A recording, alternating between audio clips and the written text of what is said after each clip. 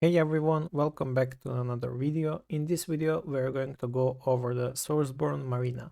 So Sourceborn Marina seemed like a very strong hero on the paper as well as at the 6 stars, so I tested her a lot on the 6 stars, and it seemed like she had an insane potential with only this ability unlocked pretty much. So when Sourceborn Marina is alive, she applies Surge to one random enemy. When allies deal damage to the target with Surge, it triggers splash damage, causing other enemies to take 100% of that damage. Now this on paper is really strong, but here are a few issues with this skill. So the Surge is random, you can't control this. Easy way to fix this is making it apply to the lowest HP enemy. So this way you can pair her with a lot of different heroes, but it also makes her prioritize the enemies, which is unlocked at her 8 stars, pretty much outforce. So she would basically become an assassin in a way, but it doesn't fit her role, I guess. She's a mage. Nonetheless, I think this would fix the issue of the surge, so applying it to the lowest HP percentage enemy would actually make her deadly, because she would always kind of trigger that enemy, but it would also make her counterable by someone like Elmer. Now, I don't think Elmer is an issue because you can't really counter a heroes in this game because of how random the matchups are in both World Arena and Foggy Colosseum. So fixing this to a percentage-based HP on the lowest HP is a great idea to fix the RNG of it, and it would also synergize well with Pandora, for example. Another issue with this, the surge damage, the splash damage can be blocked by pet. Now I'm not sure if you knew that or not, but yes, the ape can block the surge damage as well. It's kind of dumb, but I get it, I guess. Ape can block pretty much anything. Ape is the strongest thing in this game for PvP. So that's the issue with the 6 stars Marina. However, you can still use her at just 6 stars if you're someone who doesn't have a lot of heroes, and pretty much just use her as a surge bot. So pretty much use her in AoE teams, burst teams that rely on killing enemies before going long, so your surge is actually getting used. Other than that, at 7 stars, so Sourceborn Marina prioritizes attacking targets affected by Surge. At just 6 stars, she attacks any random enemy as her skill says, but at 7 stars, she will prioritize the hero with the Surge, which is again a random hero. If it was lowest HP enemy, it would make sense for her to be some kind of assassin. When Sourceborn Marina continuously attacks the same target, her damage is increased by 100% each time, up to 5 times. The issue with this is the cap. The cap is pretty dumb. If you compare this to Pandora, Pandora has like cap of 2000%, if not even more, and Marina has cap of 500%. If this was not kept, or if it was at least kept like Pandora, she would have a great potential in PvE to scale as similar to Pandora does. Issue with it is, as I said, it's capped, and I don't think she has as many actions as Pandora does actually. Pandora does have a bit more actions than the Marina, so Pandora would always be a better choice for PvE, but it would make Marina a lot more usable, especially with the surge in PvE getting used. So yeah, unfortunately it's capped and she will never actually reach insane numbers on this skill. Her ult force, so when Sourceborn Marina attacks a target affected by Surge, she has 100% chance to perform a combo attack. Now this is great, this reminds you of Pandora obviously. This combo can trigger repeatedly, with the chance of halving after each trigger. Combo attacks deal 50% of the original skill damage. Now, what's the purpose of this to scale it with this?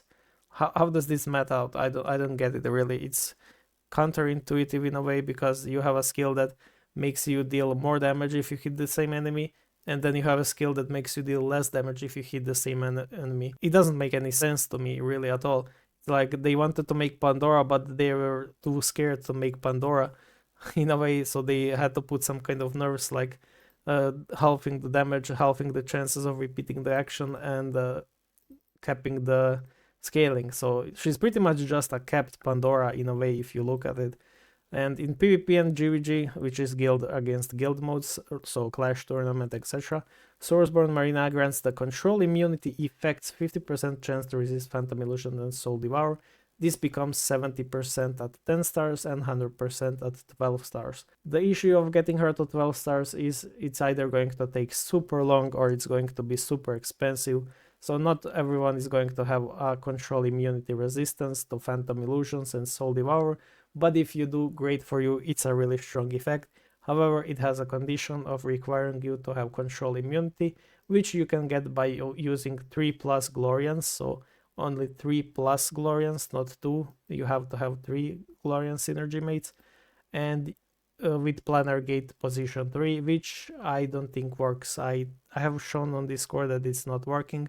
The planar gate at position 3 control immunity, your hero still gets stunned, so I'm not sure if that's even working. Actually, let me go ahead and test it. Okay, so as you can see, the Phantom Illusion immunity failed against this. Let's see if the Hades gets an action, or rather gets to eat one person before I actually die. And he does, and the control immunity surprisingly worked against Hades. So Hades didn't actually eat anyone. That's pretty great to know. But yeah, that's just what I wanted to clear out. And now let's try again. So Shang is using her ult, and let's see if the steal, and the steal didn't happen. So her Phantom Illusion immunity is actually working, and that's pretty neat to know. As we did find out, her Phantom Illusion immunity is actually working, which is great news. You don't really like it when a new hero is released and their skills are not working properly. As of her runes, so when after an ally takes action, Marina increases her defense and HP by 100%. This is the same effect as Odin, as Arthur, as Isis, and as Lilith have, and it's amazing as long as it's not coded as Arthur. Arthur's one is pretty horrible, however Isis and Odin and Lilith both have exceptional skill with this rune, so if this works like the three, it's amazing. It's definitely worth getting her 2 epic, 2 legendary runes. Getting to this is pretty much an overkill in most cases. Unless you're fighting in whale lobbies, then I can see it, but otherwise most matches finish faster because most people don't have Ape 9 to make the fights go round 15 or timeout even.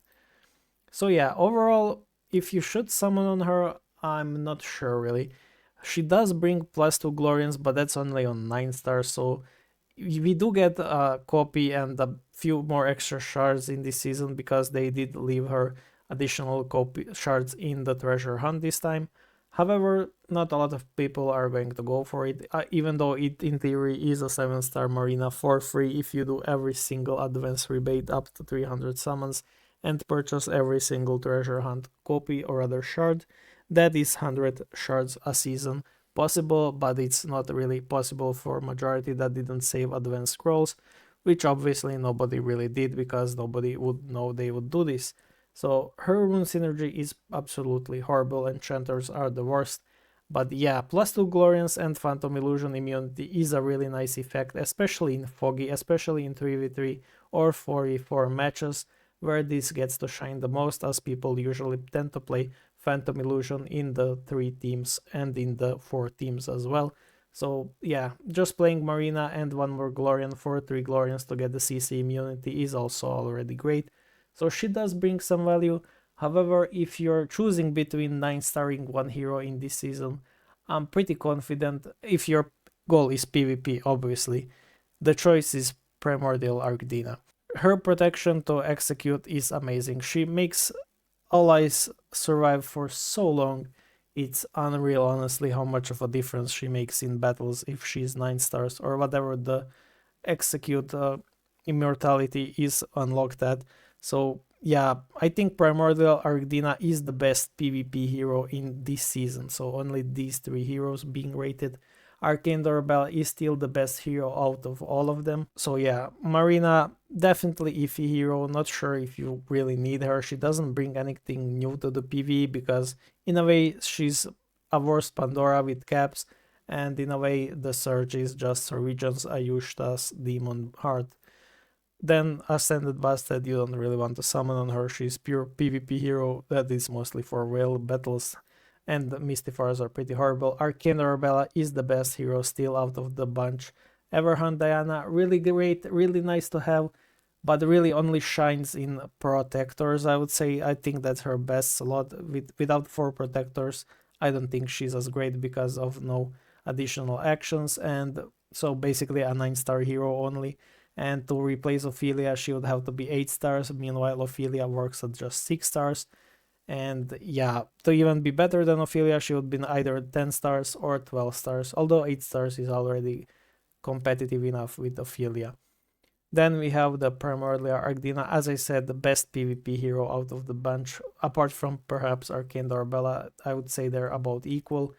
And yeah, Sarujan Alushtha great, but she will enter Oracle Store very likely next season, so no need to summon on her if you don't have Arcane Doorbella or other heroes. And yeah, that's really it about the Sourceborn Marina review. But yeah, that's really about it. So pretty mid-tier hero, honestly. I expected a lot more from her. Overall, not worth summoning if you don't have Arcane Doorbella, and if you're going for PvP, Primordial Ardina is the better choice in my opinion.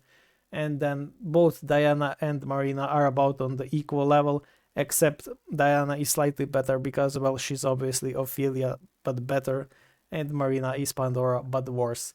So yeah, Marina just slightly worse than Diana in my opinion overall, but I think both can be used equally in PvP, while Primordial Ardina is pretty useless in PvE, however dominates in PvP. And yeah, as always, the giveaway is going to be done on this video, so giveaway is 2000 diamonds times 10 pretty much, so 10 people can win it. Just comment your correct Discord username, or don't comment. If you don't comment your Discord username, I won't really bother you, because it takes a lot of time for me to personally go through every single winner, and then if they didn't submit their Discord username, it takes a lot of time to find them on Discord, to DM them if that's them, and etc, etc. Overall, just post your Discord username if you want to participate in the giveaway. That's how I will know if you want. If not, I will consider you disqualified even if you win. So yeah, sadly I don't have time to check for everyone's Discord if they didn't post it, or if they reply to my reply to them, and yeah, just overall takes a lot of time to do it. So yeah, good luck everyone, and if summoning, as I said, PvP Ardina, overall both Marina and Diana have their pluses and minuses. And yeah, see you in the next one.